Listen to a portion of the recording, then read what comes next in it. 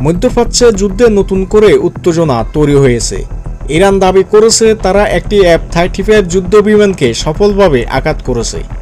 এই ঘটনাকে অনেকে বড় পরিবর্তন ইঙ্গিত হিসেবে দেখছেন।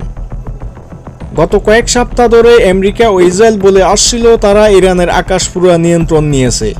এমনকি ডোনাল্ড ট্রাম্পও বলেছেন ইরানের কোনো শক্তিশালী প্রতিরক্ষা ব্যবস্থা নেই। কিন্তু এসব কথাকে মিথ্যা প্রমাণিত করেছে ইরান। F-35 যুদ্ধ বিমান হলো বিশ্বের সবচেয়ে আধুনিক যুদ্ধ বিমানগুলোর একটি, যা তৈরি করেছিল লকহেড মার্টিন।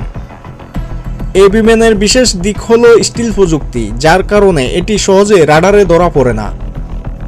বিশ্লেষকরা বলছেন এটি ইরানের জন্য বিশাল একটি সফলতা। এই ঘটনার ফলে এখন থেকে আমেরিকা ও ইসরায়েলকে ইরানে আকাশে ঢোকার আগে সতর্ক হতে হবে। একই সাথে এটাও প্রমাণ করে স্টিল প্রযুক্তি পুরোপুরি নিরাপদ নয়। এছাড়াও খবর পাওয়া গেছে F-35 নির্মাতা লকহেড মার্টিনের শেয়ারের দামও অনেক কমে গেছে।